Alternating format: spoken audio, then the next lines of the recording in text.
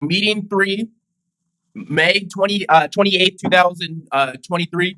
Also, happy Memorial Day to everyone. It's American holiday as well for those in America if you celebrate, yada, yada, yada. But today for the meeting outline, we have Bubblegum Schoolyard Economics. We're going to start off with that. Drug dealing in is an American conglomerate industry. That's going to be a very interesting topic. I'm excited to get into, especially one of the books I've recently read, Freakonomics by Stephen D. Levitt and Stephen J. Dubner. Awesome book. We're going to do a quick update on the pending Camber Energy merger with Viking Energy. I've been in that stock for almost 2 years now. It's been a long process. It's a penny stock, but there's a lot of growth and a lot of opportunity still to be had. And we're going to get into that.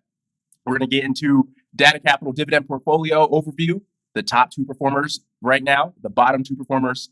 We got the honorable mentions. Then we're going to get into some topics. We're going to get into fertilizer stocks during recession in relation to corn prices. That's going to be an interesting topic I'm excited to talk about, especially with one of our dividend plays. That's a 39% dividend right now. So every quarter, people are getting $10, $12 per dividend payout with this stock. So we're going to get into that. Japanese dividend stock overview. Like last month, I talked about how I was going to most likely add Honda stock to the dividend portfolio. I did do that. Very important, and it has been doing well thus far. So we're going to get into that and what the landscape looks like for Japan, China, India, and how we can take advantage of that in America, because obviously America is essentially still the top power of the world, but it's on the decline. But there's still money to be had around the world as an American. So we're definitely going to get into that. So let's get into the first topic today. Bubblegum elementary economics. So again, this is a concept that I kind of meditated over in the Discord a little bit, and I just wanted to flesh it out a little bit more. So if you remember growing up in elementary school, middle school, all the kids used gum as currency, all right? And, and having a good piece of gum offered you a lot of different opportunities. You could get something else from another kid. You could maybe get in front of a lunch line. Maybe you could talk to girls. There was a lot of different opportunities if you had the right type of gum. When I was coming up, when 5 gum came out, that was the top one. Whoever had the 5 gum was essentially like America, the top dog, the reserve currency. Everyone had to go through him.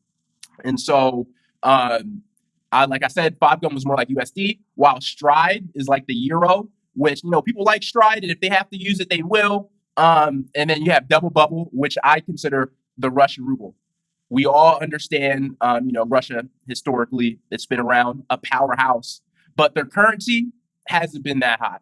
And so that's why we have the Double Bubble. Double Bubble has been around for forever. It's stock that it has done really well, but nobody really likes to chew on it. It's not that cool of a gum piece.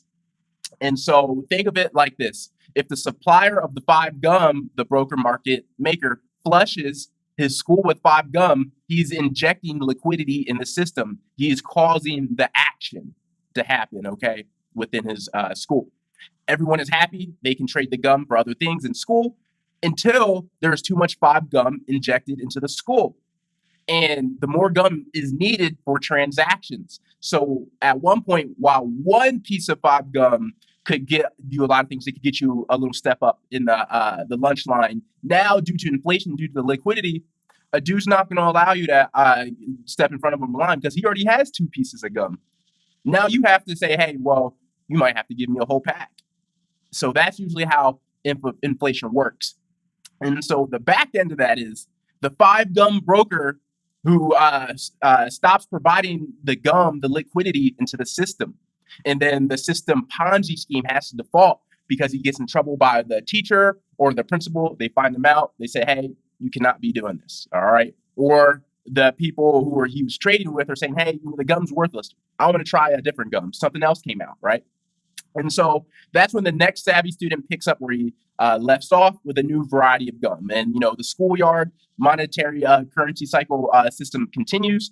I haven't been back to a grade school in so long in high school, but I'm sure the same process still happens today with gum or some other type of product that the Gen Z like to use. So now going into the gematria, some powerful stuff that's very relatable to us. Okay, so we got bubblegum currency and schooling, bubblegum economics, and so we have bubblegum currency and schooling, which is 137 in English reduction, the 33rd prime.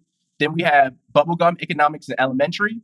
Bubblegum was USD in elementary school, both equaling 133 in English reduction. Remember, with the parent of numbers rules, we could just cast off that one, much like a zero, and we have that 33 permutation that we like to see. So that's very powerful. We have bubblegum trade equaling 133 in English ordinal with the 52 as well. 52 is a top money number in English ordinal. Bubblegum was money in grade school, 330 English ordinal. The bubblegum trade in school, money, 333 English ordinal. So you're seeing a lot of powerful decodes here. So this is the experience that a lot of us have went through. So that's why you're seeing a lot of these 33s. Bubblegum trade, good school lesson, 330 English ordinal. Bubblegum trade is good school lesson, 133 English reduction. So just riddled with 33s because of its importance, and it may be one of the better schoolyard lessons that we've actually learned. All right, so keep all this in mind, and if you have to go back to this this slide within the newsletter, that's okay, and just let it marinate. So now going on to the next one, we have drug dealing industry in corporate America work exactly the same, and this is a very intriguing topic. When I was reading the book Freakonomics, a rogue economist explores the hidden side of everything. So 1 second. So Freakonomics book, chapter 3, it's in chapter 3, drug dealers living at home with their moms. So that's kind of the play. What people don't understand is, a lot of drug dealers still have to live at home with their moms. And you were thinking, oh, well, don't they make a lot of money? Well, of course, the top ones make a lot of money. The foot soldiers, not so much. So ultimately, being a low-level drug dealer does not pay the bills. And so on page 96 of the book, Stephen explains, so how did the gangs work? An awful lot like most American businesses. Actually, though, perhaps none more so than McDonald's. In fact, if you were to hold McDonald's organizational chart to a Black Disciples organization chart side by side, you could hardly tell the difference. And now for a synopsis of who the Black Disciples are, so there was a journalist that stayed with the Black Disciples, one of the top gangs in Chicago back in the day. I think it was the 70s and 80s when crack cocaine was at its peak. And for 6 years, he would go to and from the projects and stay with the leader of the gang, the soldiers of the gang, and just learn the ins and outs of the process. And within like the 5th year, one of the top generals got caught up in some stuff, and he was eventually about to get killed. So he actually gave the journalist all like the financial papers from like the last 5 years. They were taking account of that, the top guy, because the leader of the Black Disciples gang at that one point, he was actually college educated. He actually had a corporate job in corporate America, and he was doing really well. He made good money. He was smart, but being a Black man in America, he just didn't really fit in per se. So he's like, you know what? I'm just going to go back to the hood and sell drugs, unfortunately. But how he operated was, very corporate-like. And then the gematria tells the tape. Corporate America and work dealing drugs both equal 80 in reduction. So you see that connection right there. Corporate America, work dealing drugs. Then we have all businesses operate all the same, and corporate drug dealing and black market, they both equal 333 in English ordinal. And so you're seeing the powerful energy, nothing new under the sun. McDonald's is selling a different version of drugs to the audience, but it goes larger than McDonald's. It can go to any business. It's just a product. It's a product that you have to market. And we have foot soldiers, always underpaid, 330 English ordinal. Promoted from being a foot soldier. Dealing a drug is similar to fast food.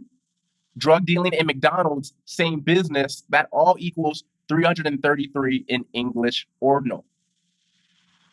We have elevating from foot soldier's job. So the goal of a foot soldier is to elevate his rank. And in every business, conflict messes up the money. And so that's kind of like a catch-22 with the business world, and in the drug dealing world business. The higher you get up, the more you realize it's the money that's important. And if you have conflict with other people, it messes up the money and it messes up everything else you got going on. But the catch-22 is if the foot soldier is staying at home with his mom because he's only getting, pennies to the dollar to what the top dogs are doing, he's going to have to put in some work. So how does a foot soldier elevate himself? Well, he has to take jobs where, he might have to do a couple hits. He might have to move a couple more drugs and things like that. So he might have to take out the top guy. That's just part of the game. And that's why the CEOs and the lieutenants and generals, they don't want to give up their money because they know at any moment it can be done. And that's the same mentality corporate American workers have because it's a dog-eat-dog world. If you don't get it, if you don't do it, somebody else is going to get it on your behalf. So that's something to keep in mind if you work in the business world. If you try to analyze businesses, it's all the same. Doesn't matter what the business is. But we have some more decodes. We have cocaine equaling 50, crack cocaine equaling 50 in English reduction, and U.S. commodity equaling 50 in reduction as well. And I think that's a very powerful decode because, unfortunately, USA has used drugs as a commodity, unfortunately. With the CIA bringing it in. If you've never seen the show Snowfall on FX, great show. Definitely something to check out. But it was the CIA pumping the crack cocaine in the system to not only raise money for the wars America shouldn't have been in, but also to formulate, society a specific way to put less privileges in the Black community and the more lower income communities to keep them impoverished. And that's what the government has used drugs as a commodity to control. And going further, again, back to these 333s, like they're just popping out. It shouldn't be too hard to see. Freeway Rick. Freeway Rick, if you don't know who he is one of the top cocaine drug dealers, one of the most famous in American history back in LA in the 70s. Rick Ross, the rapper, named himself after Freeway Rick, Rick Ross. And the CIA essentially supplied him drugs so he could supply it to the community and get rich. But look at this decode. Freeway Rick, a CIA regional manager of coke, because he only, carried around for the LA area. He only he oversaw the LA area. There were other Freeway Ricks all across America. It wasn't just in LA. So in a sense, he was just a top regional manager because he controlled one of the bigger sections of the grander scheme business. And you see it in the decode, right? And for the next one, we're implementing the rule of Colell with that one digit plus minus that you're allowed. Franklin Saint was a fictional character in the show Snowfall, but he worked with the CIA, and so Franklin Saint was CIA's cocaine manager. 332 English ordinal. We're really close to 333. Very powerful decodes. It's a book I suggest you get and read. It's not really an economics book where it's just a lot of boring stats, numbers. It goes through a lot of different topics and scenarios that we normally don't talk about as society. I don't want to give away too much of the book, but another topic they talk about, two. I did one on sumo wrestling being rigged. I did a video on that, but another one is saying that whether you agree with abortion or not, the economists in the book should break down with good data points and cases that when Roe versus Wade came into effect, it actually lessened the crime rate in America. But it wasn't seen until the 1990s because Roe versus Wade was in the 1970s. Now that time difference was because the usual people that normally get abortions, the mothers usually understand that they might not be able to take care of that kid for whatever reason. And usually when you bring in impoverished kids, you bring in kids into impoverished situations or their mother has resentment for maybe not wanting the kid, it provides a toxic situation growing up in a nurturing scenario, which usually means the kid becomes more crime affiliated and whatnot. That's just what the stats say. So in the book, it breaks down that when the abortion Roe versus Wade happened, that's why there was a significant drop in crime in America in the 1990s. Just because there was almost a lost generation of criminals being born out of Roe versus Wade. So it's just very interesting topics. It goes into the elections as well. Highly recommend that book. So now let's get into the pending Camber Energy Viking merger. Highly important. And as you see, I am crazy invested in this thing. I have over at this point, I have over I have about $46,000 in this company. Now, while that being said, I'm past the point where I can have this money in there for the rest of my life. I can give it to my grandchildren, my children. But there's still a lot of positive things happening, and it's a penny stock. So I'm not too worried, even with me being down so much. I'm in it so low, and there's so much growth opportunity still. I can still gain back my money. And so just looking at some of the financials from the last quarterly financials this year, we see assets on the books. Because the merger is happening, I put all their assets and liabilities together because it's going to be one company soon. Camber Energy and Viking Energy, they have oil businesses. They're in the electric line protection business. If you understand, especially in California, there's a lot of electrical power line issues, and they have technology where when a power line goes out and a fire happens, it can cut off the power super quickly. They've already tested it. It works. They're trying to work with utility companies right now. They're trying to sell the process. So there's still a lot of growth to be had. They're in carbon capture. We're in a going green world. And the thing is, what people don't realize, carbon's not going anywhere. The big businesses aren't really going to stop producing carbon. They're not even really trying to lower their carbon output. They're just making another industry, which is the carbon capture industry. So that's where we get in, right? We're not worrying about necessarily the morality or, hey, it's not really fixing the issue. We live in the matrix. The goal of the matrix is not necessarily to fix all the issues. It's just to pile on top, make more economies, make more money. And that's carbon capture is one of them. So they have a couple locations there. So the assets is at 82.3 million. And then their liabilities at 88 million. So their net equity combined is about 5.7 minus net equity. That's okay. Now, if you take out when you take out the long-term debt, so when you have long-term debt, just how I talked about last month with ICL Group, when you have a debenture or just long-term debt, sometimes you could take that out when you're evaluating the company, because when they have long-term debt, they're not looking to pay that off anytime soon. It's usually at low interest rates, and it's not necessarily going to affect the company's day-to-day short-term businesses. And so when I take out the excluding the long-term debt, the company is actually at a 29 million net equity in the positive, which is good, which is really good. And right now, which I'm seeing with a market cap, if the merge happens at around $1, the market cap is about right at 135 million, and that's what I've been seeing. And my quick thoughts on the quarterly report: we need assets to rise, most likely on Viking, which is right here. So that's the one that's lower. So it's at about 60. It's at about 52 cents right now. I started buying more shares of Viking to go with my CEI. I've stopped putting CI just because I put so much into it. But now with the merger, it's going to be 1-1, which means Viking has to meet CEI anyway.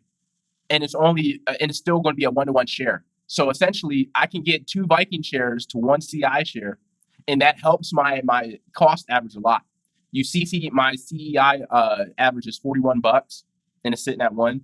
But with my Viking shares at almost 900, which makes the 2,000 together right now, but almost 900 at 60 cents cost per share. This cost per share is starting to go down dramatically because it's 1-1 when the mergers happen, right? And so This stock's on OTC, so I have to buy in bigger blocks because every time you buy stocks on OTC, it's a $6.75 surcharge. So I have to buy hundreds of shares at one time. So it's a slower rate. But right now, I haven't done the full calculations, but my cost per share should be in the mid 30s, maybe low 30s. Which, if James, the CEO, does what he's supposed to do, I think in a squeeze situation we can get there, and I can get my money back. Like he says, update S4, get it declared effective, initiate process for shareholder meeting, hold meetings, close merger if approved. Now let's look at some of the decodes. I've had so many decodes on Camber Energy in the Discord, but I'm keeping it simple. Camber and Viking, 133 English ordinal. That's the investment decode that we want to see. 133. That's the investment number that I base my stuff off of. Really simple. We have the Camber and Viking Energy merger, Inc. merger, 332, real close to 333 with the rule of Colell. But then we have buy Viking shares in 2023 for Camber merge, 333 English ordinal, and we have 153 in reduction. So very big decodes with this. This is a slow burn for me. This is a long-term play. It's going to take years to play out, but it's okay. I will say, I admit, when I first got in, the markets in 2021, we were riding high. It was a bubble. I just started in the markets. I didn't know what I know now after researching stuff. I bought a lot of shares at a high price for CI, but I believe in the company.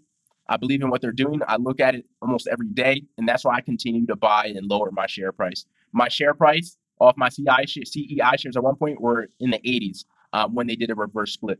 But I've been buying down. I'm holding the line, and I think there's still a lot of value here. So I just wanted to give an update on that, where my shares are. So now let's get into the D.A.T.A Divvy Pack. All right. Now I'm very proud. I'm very excited with where this has been going. Super proud, honestly. So now we have the D.A.T.A Divvy Pack. We have $2,000 in the account now.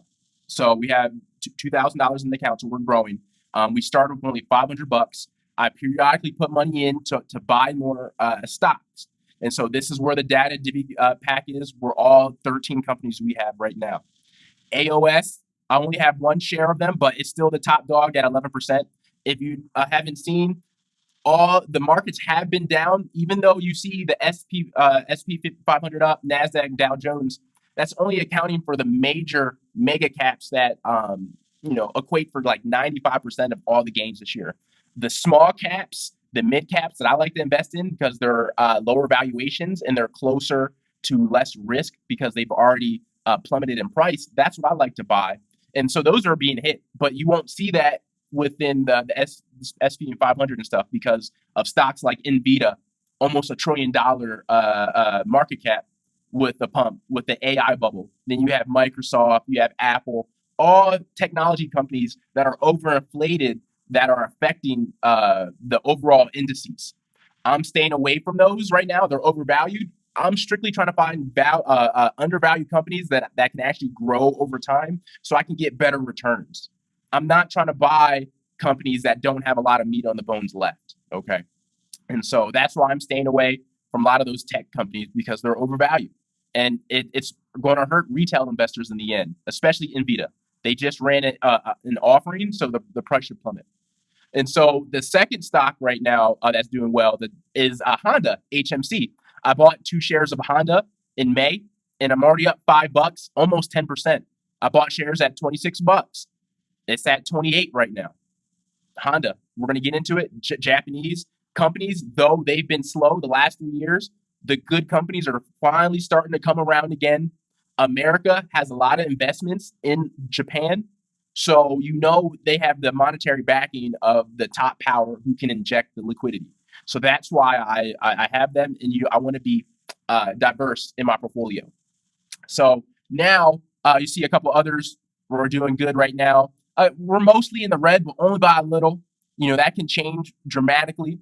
And so one of my 2 stocks at the bottom, we talked about LNC in the past. Very proud of what they've been doing lately. It's going to be sitting there. I'm going to keep buying. Then UAN. So this is the stock I'm going to talk about today with Fertilizer in the relation to corn prices. All right. Now, this is the stock that has a 40% dividend. Every time they do a dividend, you get paid $10 for owning the share. And I've enjoyed it thus far. And I just got paid recently. And as you see, I almost got a third of a share already just from my 3 shares. So I'm gonna have a full free share by the next quarter in UAN, and then we'll get into the decodes of that. But potential new additions in June, if you want to look out for as I do more research, I've talked about it a little bit on my Discord. I'm gonna be going to industries that aren't in favor right now. I'm looking at the coal in it's called coal industry, the coking fuel industry. Now, a lot of people think, well, that's not environmentally friendly, but people don't realize the environmentally friendly companies aren't that environmentally friendly anyway. And what I realized is I can't die on every hill. You know, I've already missed out a lot of money in the tobacco space with Philip Morris. They have a great dividend. So I'm taking a moral stance there. I'm not investing in pharmaceuticals or vaccine companies. I could have bought Moderna at like $10. It went up to 300, right? So those are the only 2 moral stances I'm taking. Everything else is on the table. I'm just telling that right now. In a quote I like to say a lot of times is, if you die on every hill, you're just dead. So I'm not dying on the coal fuel hill because I think they're at good valuations. These businesses are well run. They're really close to their book values. So I have Suncoke Energy, SXT. They have like a 5% dividend, $7. Then we have BHP Group Limited, which is BHP on the NYSE. Now, this is an international company as well, but they have nearly a 10% dividend. It's an Australian coal mining commodities company, but they have businesses in Asia, China, India, Australia, Korea. And people need to understand is now India has the most people in the world. So India and China have like 2.5 billion people in the world in that small area already, and they're going through their industrial revolution right now. And so where BHP Group is associated in Australia in the coal industry, in the commodities industry, working with these companies, I think there's growth to be had for them. They've been around for 150 years. This is a very old company in Australia. They've been doing it for a very long time. And if China is still upping their coal production, they should be in the mix. But again, I'll have a presentation for that next month. But I'm very excited to add those to the Divi Pack. So now let's get into UAN CV Partners LP. The industry is fertilizer, all right? Petroleum coke fertilizer. Our headquarters, Sugarland. And so this is an old screenshot from when I first announced it. It was at $150. All right. My cost per share is $93.79 currently. And the last share price was $81.80. Remember, long-term investing here. We're in a recession in America. You know, these are when you want to buy when prices aren't high, because when the next bull run comes, it's a lot easier to sell and you're not at overvaluations. All right. And so when I introduced the stock, it was only at a 22% dividend yield at $100, but now it's at 40 because it's at $80. All right. And so that's something to keep in mind. And so when in your own time, you should need to check out this article. Corn is key for nitrogen fertilizer success. So what this company truly does is, again, it's a fertilizer company, but it's nitrogen fertilizer. And what they do is they mostly fertilize corn. Corn is one of the most produced products, vegetables in America. We have so many cornfields, and the demand is getting higher again. And that's why the price of this has been raising.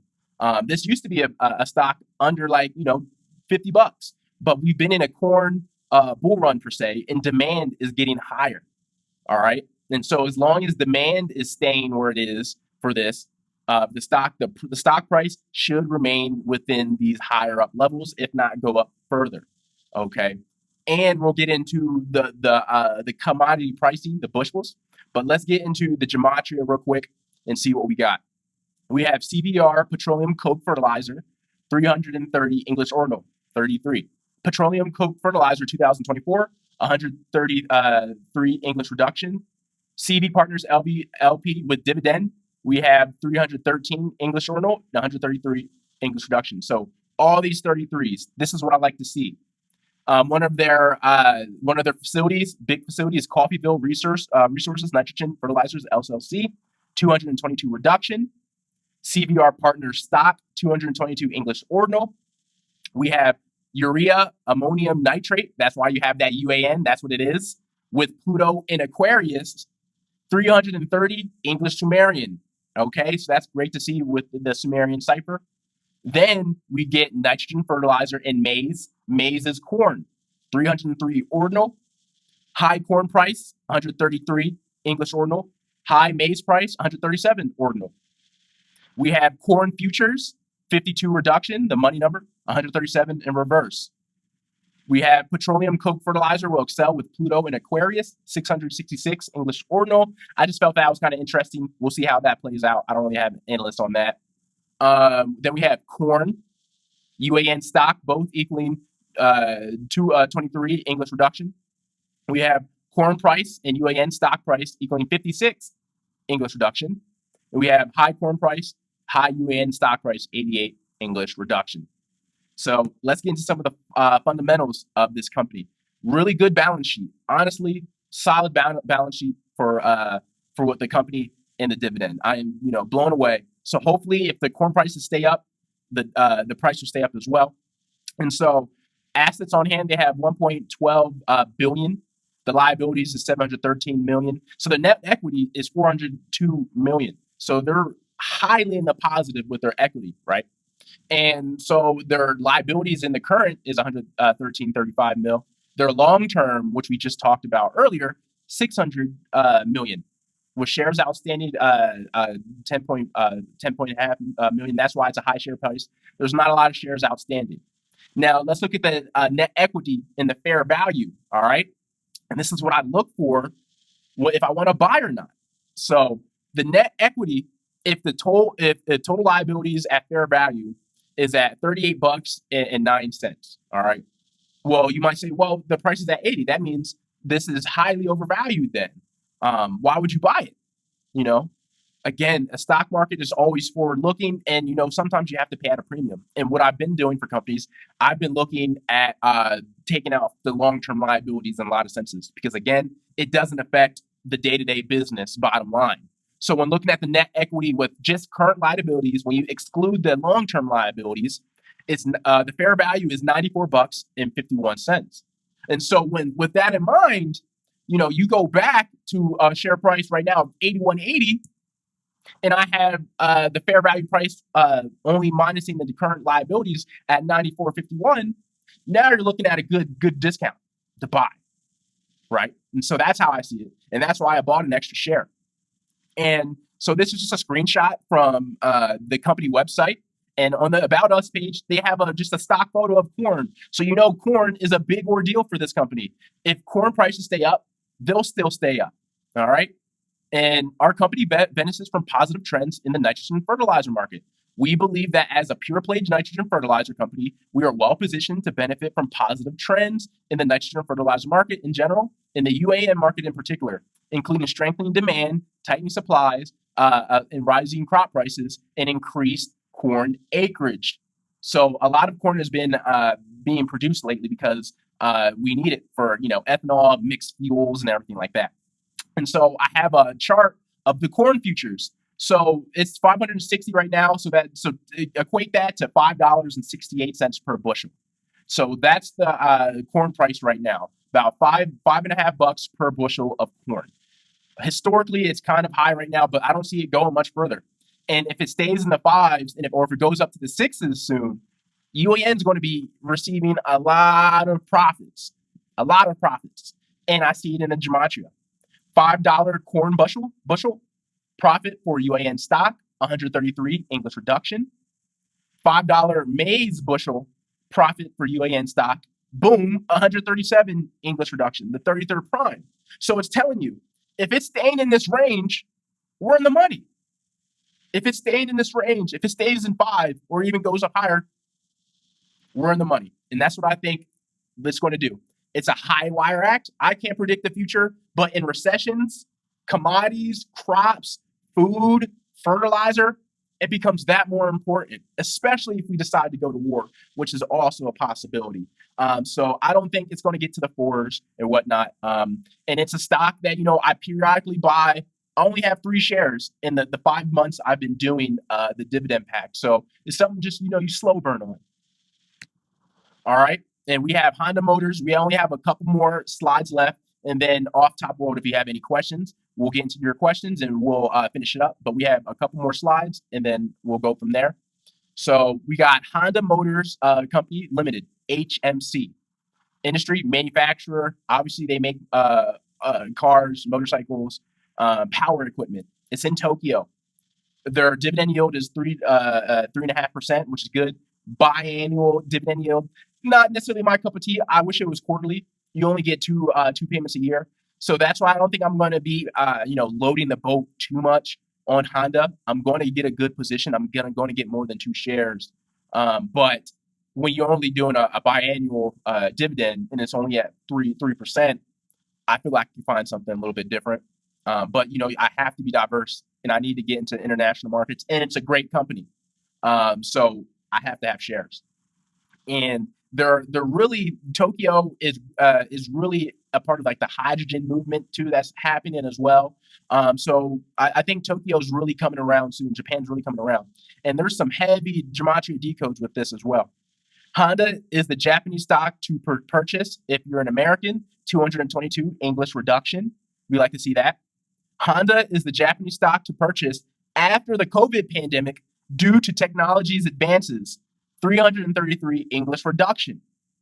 That's great. During COVID times, Tokyo was getting a lot of buzz. And didn't we just have the Olympics in Japan recently? And so it was Japan. And we just had it recently. So that's another signal. You have to watch the matrix as a whole. When the matrix makes an event, when something happens, take note. As soon as Japan, had the Olympics, they started getting a lot of buzz. Their more capital investments started coming in, and the economy started doing a lot better. HMC stock will survive after COVID, 133 English reduction. Investment number, I wasn't too worried about them going out of business. Honda's a great company. They've been producing motorcycles and great automobiles for a long time. They're in power equipment. That's not going anywhere. Again, if World War III happens, this is the type of company that the Japanese or the American military will look towards to make equipment, going against Russia, China, India, BRICS, and things along those lines. And that's what I'm keeping in my back of the head. I have to think a couple years out and maybe extrapolate some of the events that might take place. And to be honest, I think some type of military conflict is going to pop off soon, just with how things are looking. So we just got to be prepared and be in the right stocks. As you see, look, good stocks, simple decode, good stocks, 38 English reduction, 52 reverse reduction.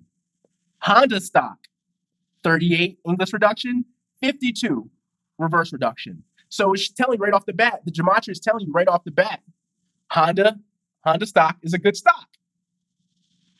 Keep it simple. Keep it simple, right?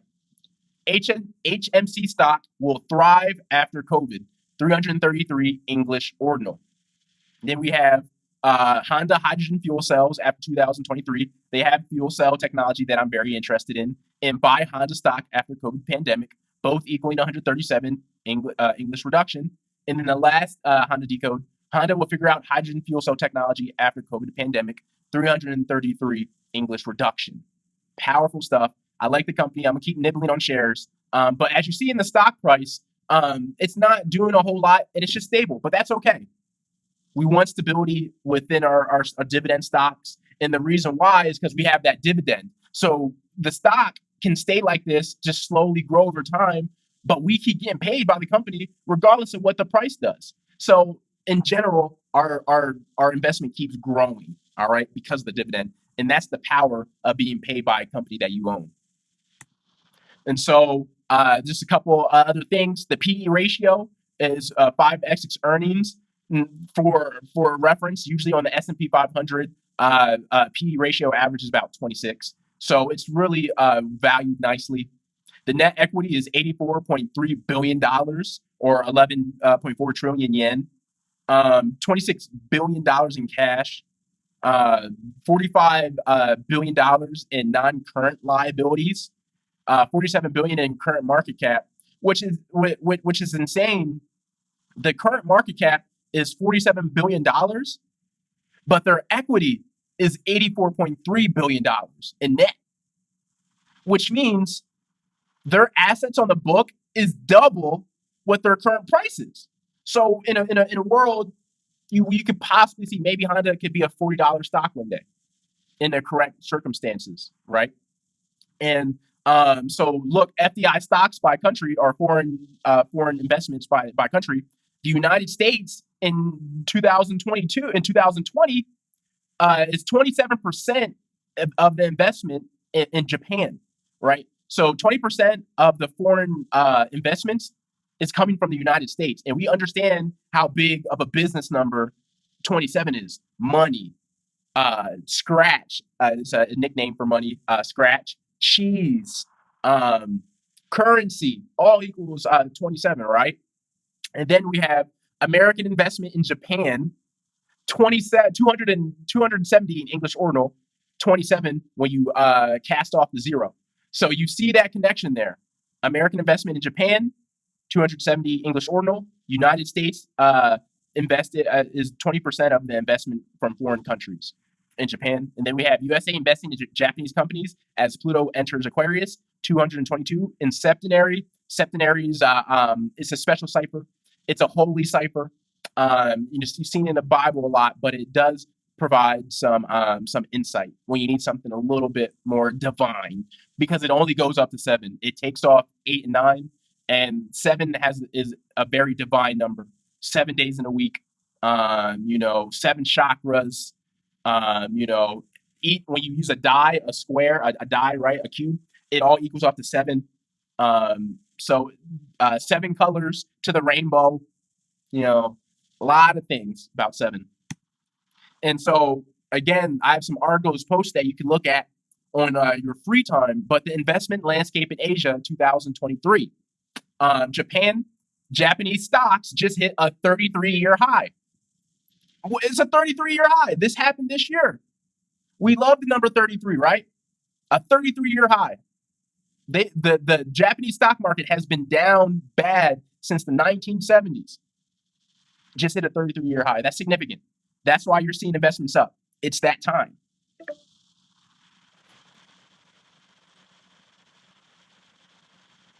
Dismiss. Yeah, we got 10 minutes left. Almost done. It's almost that time. A renewed push by companies to increase buybacks and focus on returns is boosting sentiment after the Tokyo Stock Exchange called on firms that are trading below book value to outline capital improvement plans. So we just talked about that. They're trading below book value. The current market cap is 47 billion, but they have 84 billion in net. And the government's like, that's not okay. We need to figure that out. We need to figure out how we can get these stocks up again. Fundamental changes in the economy over the past decades, including population decline, maturing industries suggest the days of inflated assets prices are gone. I understand that, but good companies still have the ability to rise. And there's a couple out there that I'm looking at. Still, earnings and cheap valuations are in bulls' favor, as well as relentlessly dovish stance by the Bank of Japan. So I'm excited. Warren Buffett's liking Japan thus far too. Just lots of things to like what they're doing over there. They have the American investment and stuff. So keep them in mind. Honda, we're already in and stuff. But now let's look at China. Again, there's another article on China. Morgan Stanley analyst on U.S.-China tech relations. The reality is that a complete decoupling of the U.S. economy from China, like separation completely, is neither possible nor desirable. It will take many years to shift the supply chain, and the U.S. will remain dependent on China in many areas. However, investing in the technology sector now requires change in thinking to navigate the economic implications of multi-polarization.